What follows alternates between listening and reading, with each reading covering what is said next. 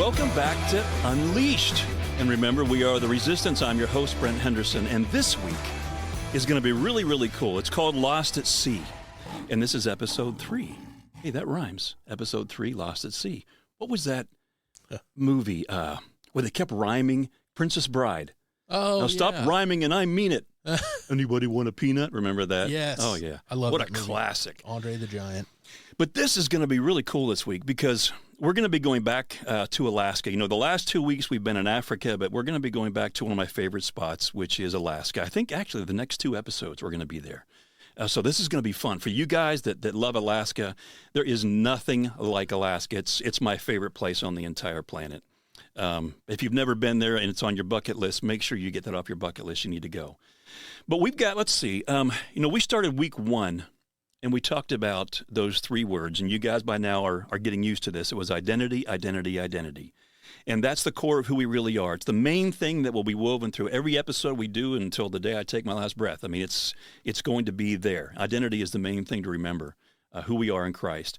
And then the second week, we talked about the big lie. And if you remember, the big lie says that my performance plus other people's opinions equals my self-worth, which we said was a lie from the pit of hell.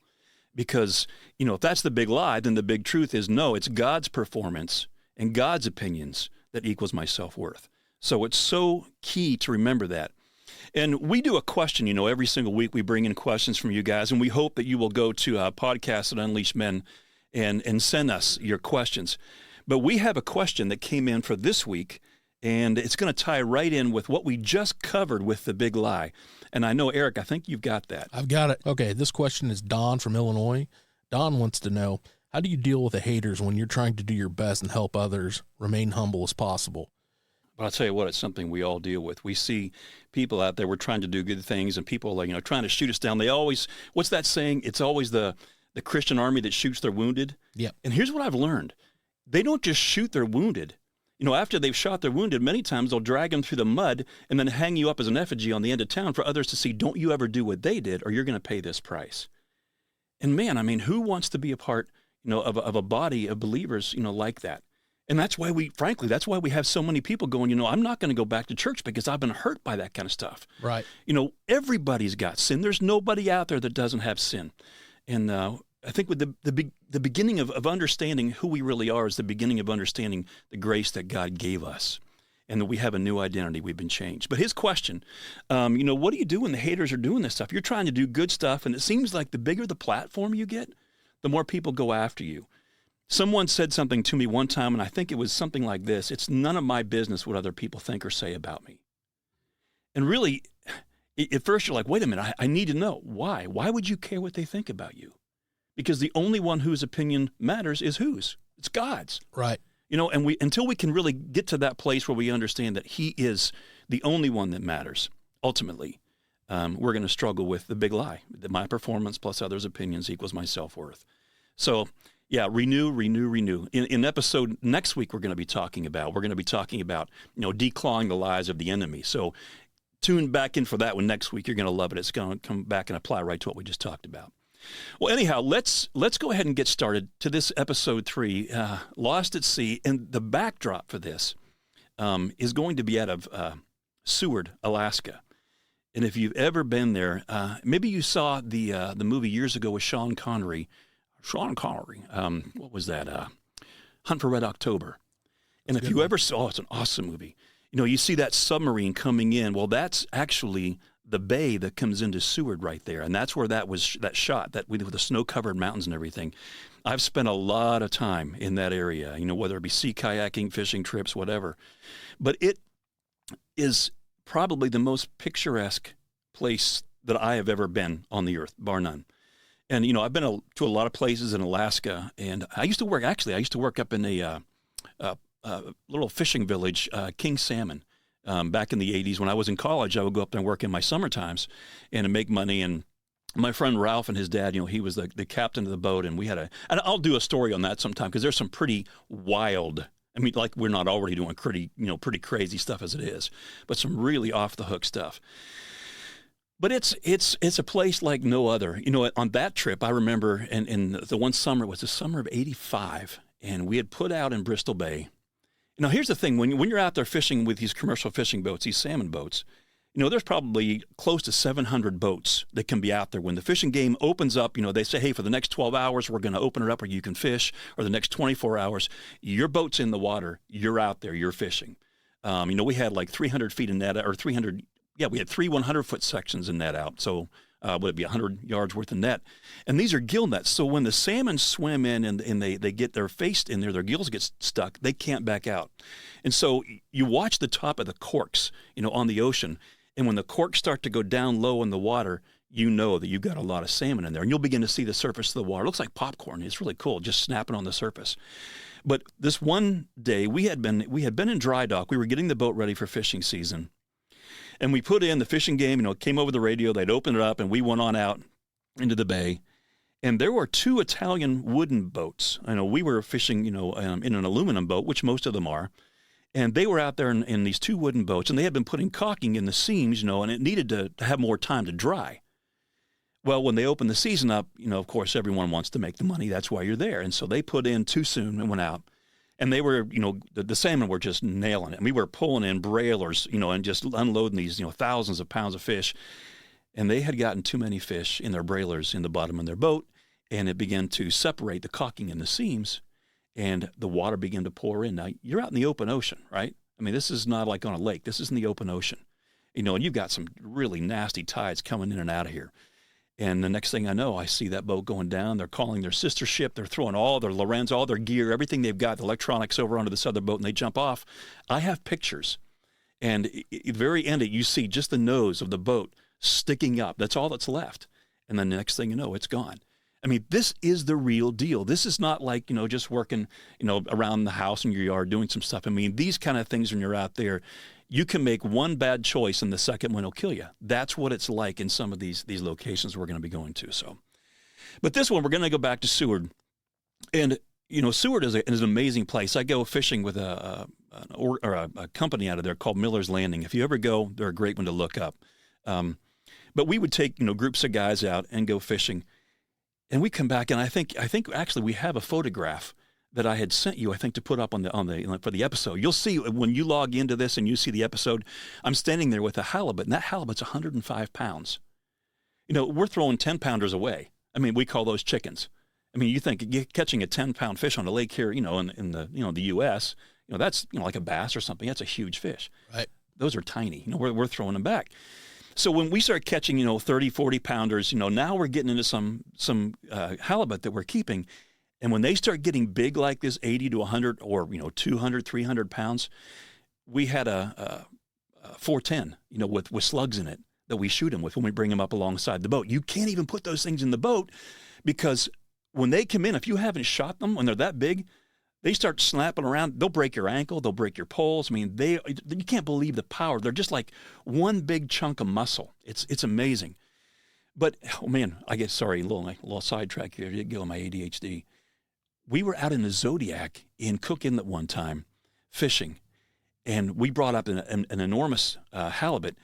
And I was bringing this thing up over the side, trying to hold it up. And now we're 6 miles out in the Zodiac. If you don't know what a Zodiac is, it's like what the Navy SEALs use. And it was about a 15-footer. They're made of Hypalon. They're inflatable. And we're about 6 miles out in Cook Inlet. Now, the water temperature is like 38 degrees. You've got the second strongest tides in the world coming through there. Cook Inlet's 30 miles wide, 100 miles long. And, the water depth is changing at enormous levels, every 12 hours.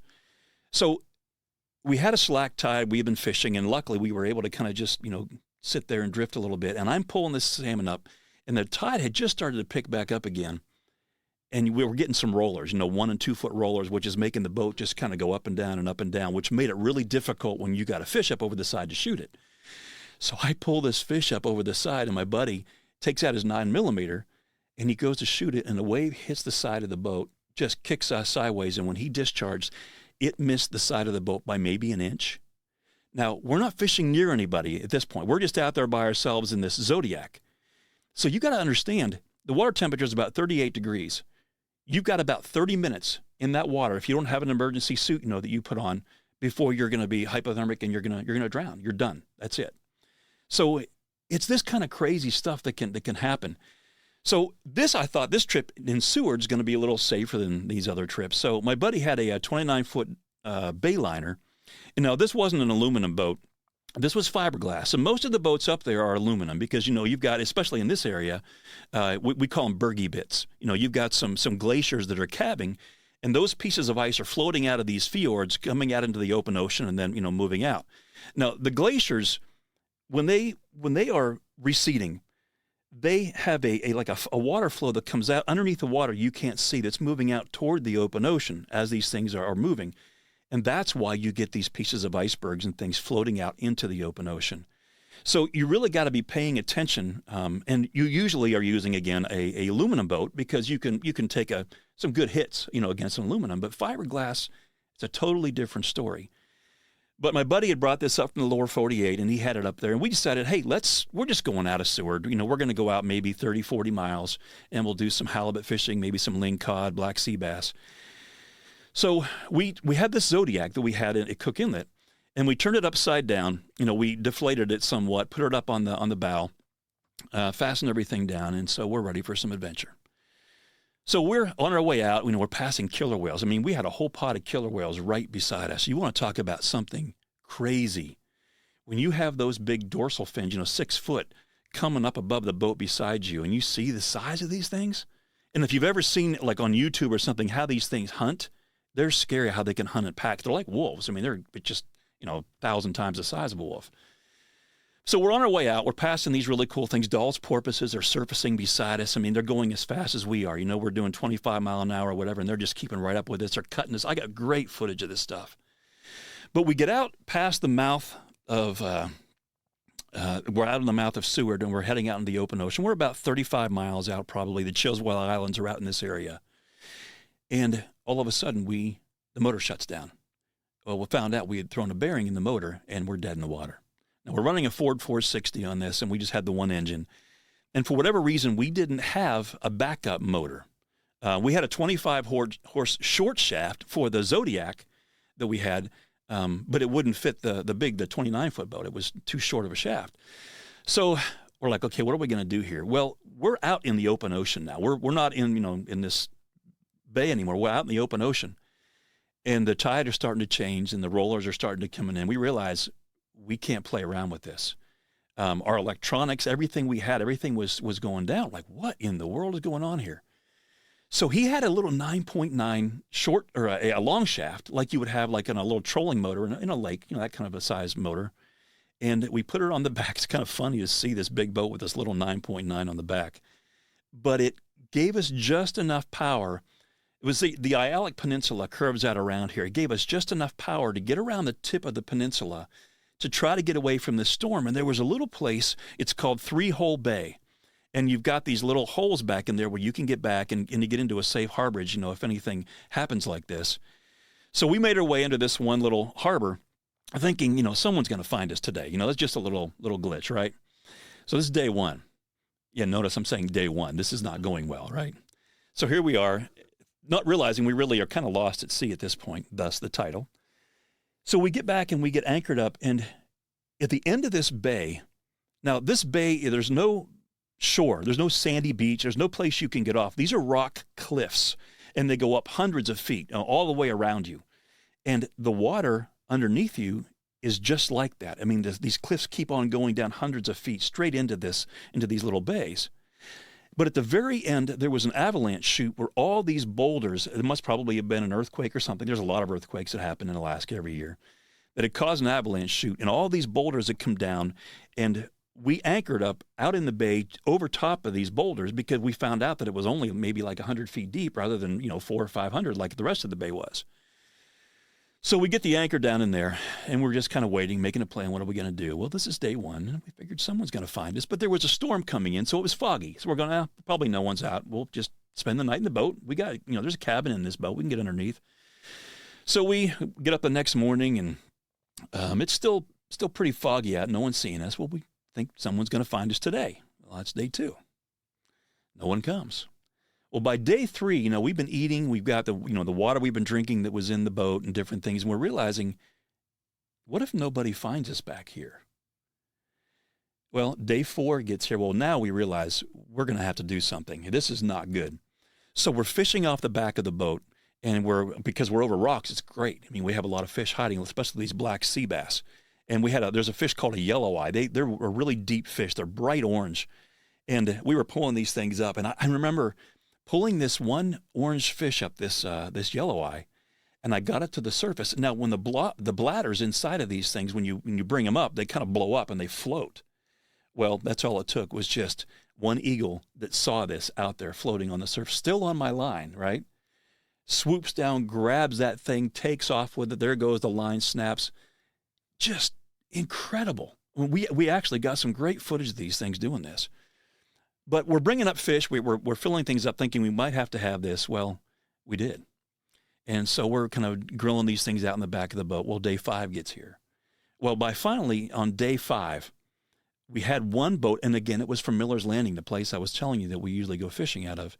They were back looking for some new fishing spots, and from a distance, we saw them. We were able to. I don't remember if Ralph had a flare or whatever he did, but it got the attention of these guys. They came back. And when they got to the place, we told them what had happened, and Ralph, who was the owner and captain of the boat, he said, listen, guys, I'm going to go with these guys back to Miller's Landing. You know, it's almost 40 miles back, and it was getting late in the day, and he says, we'll just come back tomorrow with one of their, basically a sea taxi, and we'll tow the boat back. So he left. There was 2 of us, or 3 of us, my buddy Wade and his son. So they leave. We go to bed. We wake up the next morning. Now, if you remember from the story about the black mamba, and I was talking about when Wade said, hey, I got an idea. Whenever he says that, run, because he's always got some crazy thing he's going to get us in trouble. So Wade goes, hey, we got that Zodiac on the front of the boat, right? They're not going to be back until late today. Let's get the Zodiac off. Let's get it inflated. Let's get that 25-horse Yamaha, that short shaft, put it on there, and let's go about 12 miles across the Aialik Peninsula where we're at, this whole big bay of water, Aialik Bay. Let's go across the bay because there's a glacier on the other side called Holgate Glacier. It's a real famous glacier. And it's about 500 feet from the surface of the water to the top of that glacier. I mean, it's way bigger than you're thinking it is. So we get that Zodiac up on step. You know, it's slack tide. There's no waves. We go about 12 miles. We cover it in maybe 30 minutes, get to the other side. And when you get to this fjord that leads back to Holgate Glacier, you've got these waterways snaking down through the mountains, you know, these glaciers that have been, you know, melting and everything for thousands of years. You have these little rivers coming down off the mountains. It looks like just Jurassic Park. It's just an amazing view. But as we get closer and closer to the face of the glacier, we have to shut the engine off and pull the prop up because now you have pieces of this glacier drifting out past the boat. And what's really cool is they drift by you. They sound like Rice Krispies because they're melting, right? This freezing cold water, as it's hitting the air, it's melting. It sounds exactly like a bowl of Rice Krispies. And so it's really eerie because you're kind of hearing the wind. You move through here and you get all these things crackling. And we take the oars out, and now we're paddling because we're trying to get closer and closer to this glacier. Well, there's a rock that's at the face of this thing, maybe, a couple hundred yards max from the front of this glacier. And it was a rock maybe about 120 feet long by 30 feet high, but it was, pretty steep on the sides. So we get on the back side of this away from the glacier, knowing that the glacier can calve. So we want to have our Zodiac on the back side of that rock in case it does calve. But there's no trees, there's no bushes. All there are rocks. So we get off the Zodiac, we take the rope, we put it down on top of a boulder, and we grab another smaller boulder, and we put it on top of the rope, because we're thinking, well, there's no tide ripping through here right now, we'll be good. So we get the camera gear, and we're climbing, there's little finger holes we find, we get up on the top of this rock formation, and we get to the side closest to the glacier. And I've told you about Wade, he did stuff for Discovery and BBC and all these things, so he's got one of those voices, like, was it David Attenborough's the killer whale? He's just got this incredible voice you don't forget. So he's going to be doing this whole thing at the face of the glacier, filming, about how these things have, over thousands of years formed, and hoping we get, this thing to calve while we're doing this, trying to get that footage. So as he's doing his, adventure voice, like he always does, I'm the guy that always comes in and how do we tie this together with, real life? What does this apply to in ourselves? So I've got my notebook and I'm sitting off as he's filming this thing. And as I'm sitting here, what I'm going to be writing down is how the enemy loves to mess with our emotions. He'll create things that will cause us to have fear, anxiety, worry, doubt, all those things. And all of a sudden, I have this thought pop into my head, and it says, you need to go check on your boat. I'm going, where did that come from? That's kind of weird. I tried to ignore it, just fear talking to me, right? Because we did leave our boat, 12 miles across the bay, and we didn't leave a note to tell anybody where we were. How dumb is that? But here we are on this thing, and I hear that voice again. You need to go check on your boat. And I'm thinking, okay, this is the enemy messing, because I'm getting ready to talk about unhealthy thoughts, emotions, and actions. And how do we know, if a thought that's coming into our head, is it coming from God or is it coming from the enemy? And we're going to unpack that in just a minute. And so as I'm putting these things down on paper, what I want to talk about, I'm trying to ignore that voice that's creating a sense of urgency, a sense of fear. And this time the voice wasn't so sweet. I don't know that it sounded just like that, but here's what I heard in my head. What I heard was, cut the crap. Go check on your boat right now. This was different. Not that God speaks to me like that, but I know his voice. And I knew that this was a voice that I was familiar with my whole life. I didn't say a word, and I thought, you know what, I just need to be obedient. When God calls me to something, and I understand that it is his voice, I need to listen and I need to obey. Well, what's it going to cost me to walk, really maybe 50 feet to the edge and look down and see what the boat, it's okay and everything. And as I'm walking back to the edge, and I get right to the edge where I have to climb down over to get to this thing, I hear the whole face of that glacier come unglued. A chunk the size of Walmart comes off. And he's filming. We have this all on film. It's really amazing stuff. It's the size of Walmart, and a 20-foot wall of water is now coming toward the island. fast. So I'm going down this rock face as fast as I can. And before I can get to the bottom, that wave comes around. It literally wraps around like arms wrapping around that rock, causes that Zodiac to lift up in the air, and that prop came out of the water. The boat was so high that the prop was exposed out of the water. That's how high it lifted the back of the boat. But when it went back down, when the water moves past, it literally started sucking the rope out from underneath that other rock we had put on it. And the next thing I look, and I see that rope down in the water, and there it goes. Now, again, 38-degree water. There's a stream that moves from the glacier out to the open ocean. So once it's gone, it's gone. I jumped down in the water. All I can tell you is I literally threw my arms down in the water, and I found the rope, and I grabbed a hold of it. And as I started to pull back, the glacier calves a second time. Here comes another wall of water. All I can do is lay back against this rock face, hold onto that rope, and watch that Zodiac lift up in the air again and come back down. And so I'm yelling now. And I'm like, hey, you got to get back here. We've got to get out of here. This is not a good situation. So I tell him what had happened. We get everything, put in the Zodiac. Well, we've been there for a couple of hours, and we kind of missed the best window to get back to the boat, with the boat up on step, where we can just fly across the water. Now we got 2-foot rollers coming in, and we have a storm moving in to boot. Well, what took 30 minutes took us over 2 hours to get back. But once we get out into the middle of this, the Aialik Bay out here, we can't see because we're totally socked in. I can't see the shoreline in front of us that we have to get back into this 3-hole bay area. We can't even see from behind us where we are. Literally, we could tell by the way the waves were moving what course to keep going in because we know what the tide was doing. Well, the coolest thing was when we were on the way out of Seward to go out to this location out past the Chiswell Islands, there is like a key formation in this rock cliff that juts out.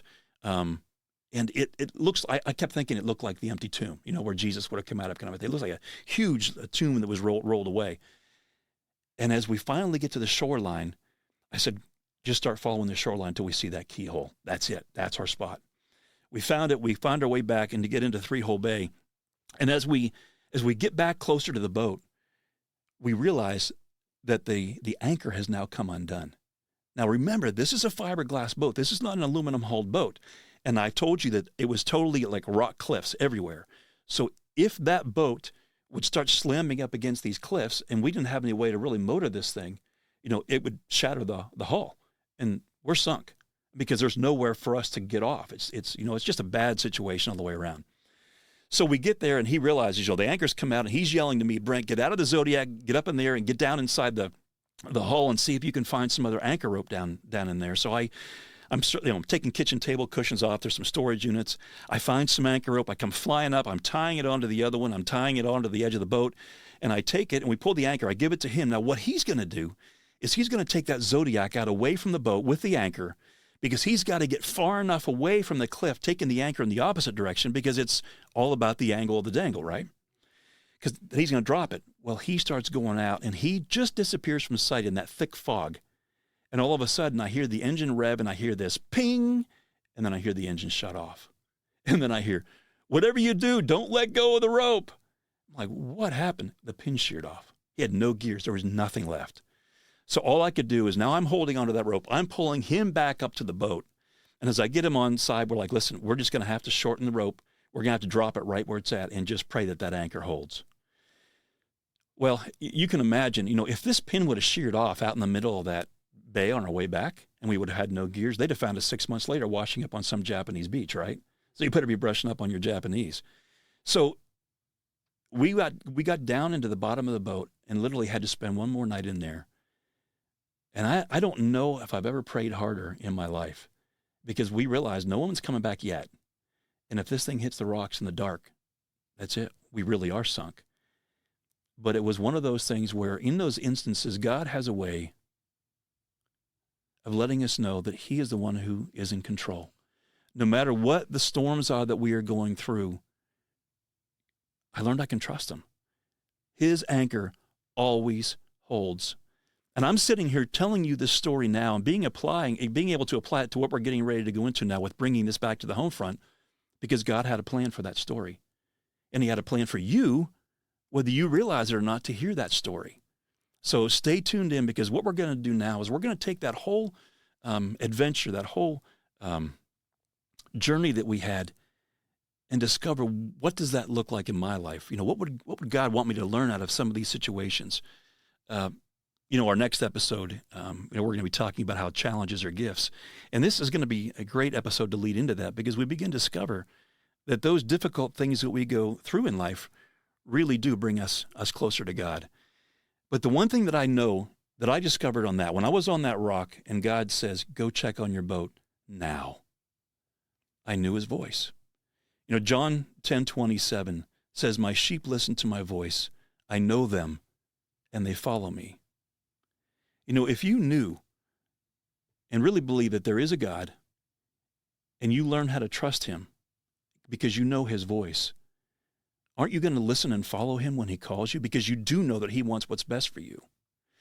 That question we were talking about earlier, that came in from Don from Illinois. These situations that we go through, David, we were talking about David. David had an affair. God, why would God allow for these things? Why would he allow for these storms? Why would he allow for all these things to happen? And it really comes down to this. God didn't stop David's affair. Why? Because he loved him. What do you mean he loved him? Wouldn't he have stopped it if he really loved him? No, because he knew that the only way for David to learn the lesson that he had for him was David had to make whatever that level of mistake was, to be able to learn that he is not in control, that God is, and that God can be trusted, and that his love is unconditional.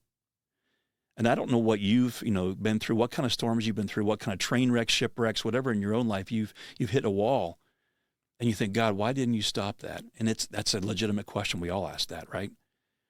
And when we think about sin, we always want to judge people for their sin and shame them. But sin, really, what it is, it's an illegitimate way of getting a legitimate need met. But God allows us, for whatever reason, to go through those storms, that sin that we have, because he wants us to learn something. You can't see until you can see, and you can't know until you truly know. But God will walk you through that storm. So how do we know that? Okay, so here's the question. You'll say, Brent, you heard that voice that was going on from God, and you said you realized that it was his voice. So how do we know if that voice that we're listening to, is it coming from God? Is it coming from the pizza I had last night? Where else would it be coming from? Or is it coming from the enemy? Well, here's something I wish I'd have known 20 years ago. And every time I speak, for men's conferences or whatever, I ask the guys, how many of you have ever been taught this? And no one ever raises their hand. Here it is. If the thought that comes into my head, if the emotion that comes out of that thought lines up with the deeds of the flesh, things like fear, worry, doubt, shame, jealousy, all those things, then I know that that thought didn't come from God. The enemy is the one putting those thoughts in my head. Because if that thought is coming from God, my emotions will line up not with the deeds of the flesh like those were. My emotions will line up with the fruit of the Spirit. Things like love, peace, patience, joy, gentleness, kindness, faithfulness, self-control. Where was this when I was growing up? Why did I never know this? Let me say that again so you've got it. When you have that thought pop into your head, you have to look at the emotion that it's creating. Because if that emotion lines up with the deeds of the flesh in Galatians chapter 5, then you know that thought didn't come from God. That thought came, like Jesus says in John 8:44, it came from the father of lies. But if that thought creates emotions that line up with the fruit of the Spirit, then we absolutely know that it's coming from God. We don't know what to do, so many times when we have, these unhealthy things, just pop into our head. And this is really a great compass to understand, what to do with this stuff. And here's the thing. God is the one who gave us emotions. I've heard it said, oh, God, he doesn't give us a spirit of fear. You have to understand the context of what that's talking about. There is a healthy fear. If you see a little boy or your daughter or whatever running out into the street and you see a car coming fast and they're chasing a ball, you better have a healthy fear that's going to cause you to run out and grab that child to protect that child. What about anger? There's a righteous anger. There's a healthy anger. I just saw the movie, Sound of Freedom. Went and saw that last week. I felt a righteous anger like I've never felt in my life. I cannot believe this child trafficking and everything that they are doing, how it's being so covered up. It made me furious. I wanted to stand up and curse. I wanted to throw things. It was a righteous anger. I wanted to do something. I wanted to stop this stuff. But remember, God gave you emotions. So you have to be able to tell the difference. Is this a healthy anger? Is this a healthy fear? What is that I'm going through? But what do we do then? What do we do with these things? Well, you have to take every thought captive. That's what we're doing. And what does it mean? It's in 2 Corinthians 10:6. It says that we're to take every thought captive. What does that look like? Well, what it really means is you have to learn how to think through what you're thinking. We live in a culture right now that is teaching you what to think as opposed to how to think. And there is a huge difference. We have to learn to think through what we are thinking. And I don't know if you ever, there was a book, what was it called? Screw Tape Letters, C.S. Lewis. And in there you have this Satan, and he's talking to his nephew, and he says to his nephew, he says, you know how to get these Christians? He says, you just keep their thoughts either in the past or in the future. That's how you get them. Because think about that. If my thoughts are in the past, that's rooted in, coulda, woulda, shouldas, right? Regret.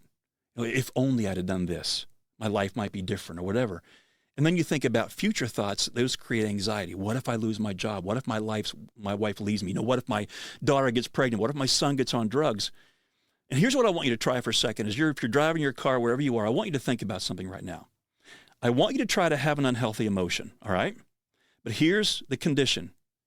You're not allowed to think about anything from your past, and you're not allowed to think about anything from your future. Okay?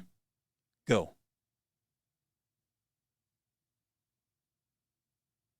Can't do it, can you?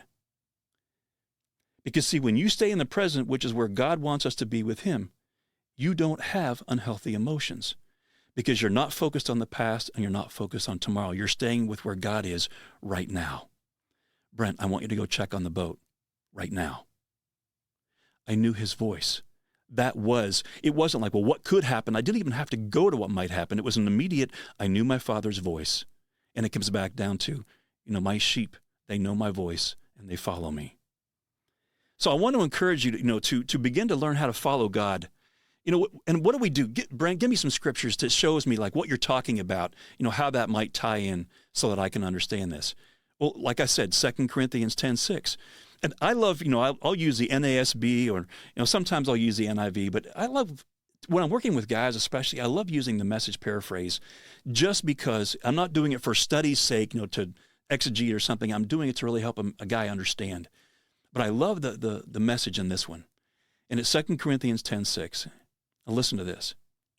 It says, we use our powerful God tools for smashing warped philosophies, tearing down barriers erected against the truth of God. Now hear this, fitting every loose thought, emotion, and impulse, which is the action, into the structure of life shaped by Christ.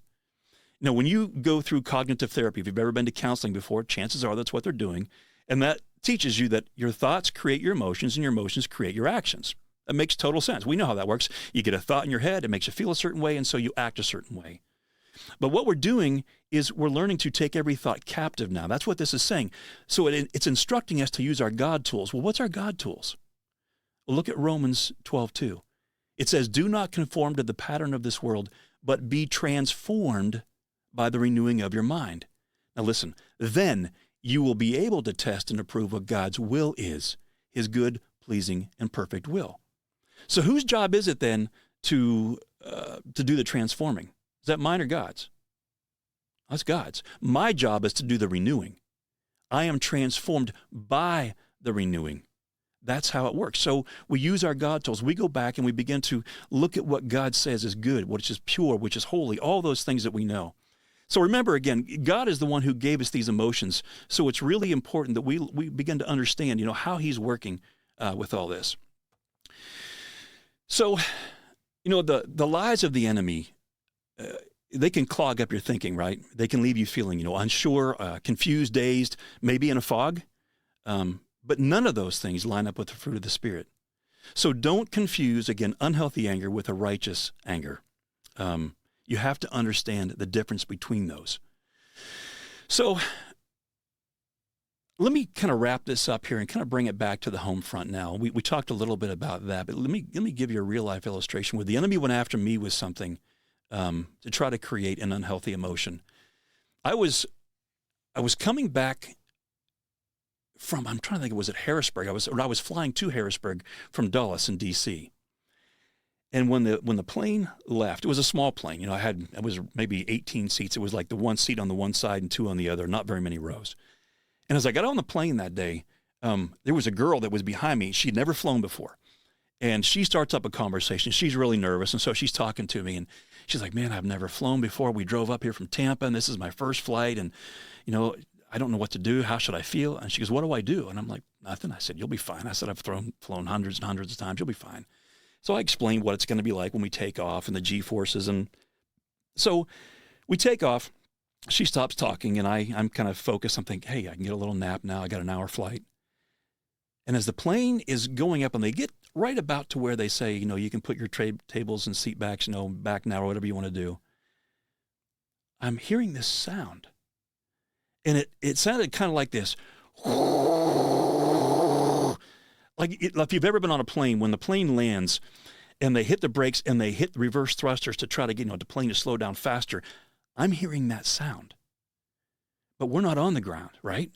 We are, I don't know what we are, probably at about 28,000 feet by this time. We're almost at the top where we're going to be. And then I began to smell smoke. Now, the flight attendant all the way in the front of the plane hadn't taken off his seatbelt yet. It was a small plane. He's facing us. Well, I'm almost in the very back of the plane, and I'm waving for him to come back. Well, as I'm waving my hand, he puts his hand up and just waves at me like I'm waving at him. I'm like, he doesn't get it. So I'm trying to get him, and he's like, nope. He shows me his seatbelt sign. No, that light hasn't come on yet. You got to stay seated. I was like, bag this. I take my seatbelt off. I jump out in the aisle, and I'm waving him back. Well, now he knows something is up. He takes his seatbelt off. Everyone's turning around. He comes back. Now he can hear it. Now he can smell the smoke. He goes back to the front, gets on the phone with the pilot. The pilot comes on, ladies and gentlemen, we need everyone to go to the front of the plane. We need everyone moved up here. And so they're giving us instructions, what's going on. We've got a real emergency here. They're not telling us what's going on. We can smell the smoke. We hear the sound. Well, the plane turns around and they say, we're having to go back and make an emergency landing in Dulles. Well, when we're walking to the front of the plane to be moved to these new seats, that girl who had been behind me, she grabs my hand and she says, you are not leaving me. Well, we had found out earlier in the conversation before we took off that she was a believer. And we got into talking about, doing ministry and different things. And so there was that thread in common. Well, this is one of those moments, this could end bad. So as we get up there, we sit down, and she's just holding onto my arm and with both of her hands. And I finally looked at her, and she was freaking out. And I said, would you like to pray? She says, yeah. So I just began to pray. I said, God, thank you for this opportunity to trust you. And she's probably going, seriously? But I did. I just said, God, thank you for this opportunity to trust you. No matter what happens, everything's going to be okay. So we put our families, the pilots, everything in your hands right now. Whatever your will be done, God, we trust it, and we give you glory. Well, we look out the window, and we see all the emergency vehicles. They're coming out to the end of the runway as we're getting ready to land. The plane landed. Obviously, everything was okay. And I walked up to the pilots once we got inside, and I said, hey, what was it? They said, well, we really can't talk about it. And I said, well, here's what I heard. I heard a reverse thruster. He says, oh, you know what that is? I said, yeah. He said, okay, that's exactly what happened. He said, but the odds of this happening are like 1 in a billion. He says, we have no idea what in the world was going on. He said, it should have torn the whole wing of the plane off. There are some military planes that are designed to do that so they can slow down, like right now. He said, it really should have torn our plane apart. I went back and I sat down, and that girl comes over and she sits down. I'm telling her what had happened. And she said, how did you pray like that? And I said, what are you talking about? She said, how were you able to put this in God's hand? And it just didn't seem like you were shaking. I said, oh, I was nervous. I'd be lying to tell you if I wasn't nervous. But I had to keep renewing my mind with truth because I knew I was experiencing fear and anxiety, right? Doubt, worry. And I know that in this moment, God has control. And here's all I could think about. That if I die in this plane crash, is that going to cause my children to learn to trust God more or to trust him less? What's the answer? Yeah. They're going to have to learn to trust God more. So here's my final question then. Is trusting God a good thing or a bad thing? When you're lost at sea, you've had your own personal shipwreck, and it just feels like you're being torn apart, night sweats. You're worried about what's going to be going on tomorrow. Remember to stop. God wants you to stay in the present with him. The enemy doesn't get to win. We get to go on the hunt after him. We have the God of the universe inside of us, and no matter what happens, because your identity is in Christ, you're going to be okay. Isn't that a powerful story? Man, that's good stuff. Well, listen, I'm excited about these podcasts. I hope you'll keep logging in. And here's one thing, if you will do this for us too, as you're listening to these, when you get to the end of each episode, you'll see, maybe you're on Spotify or whatever, you'll see a little place where you can click follow. Please click follow and get on board with us. Share that with your friends. And the other thing is, if you give us a rating on this, be honest about it. If this was a 1 today, give it a 1. If it was a 5, give it a 5. But we just want to get this message out there. We want to see lives changed. And again, when a man knows who he is in Christ, that he's created in the image of the living God, when he is no longer held captive by the opinions of others or cares whether he lives or dies, that man is now extremely dangerous because he's been unleashed. Remember, we are the resistance guys. We'll see you next time.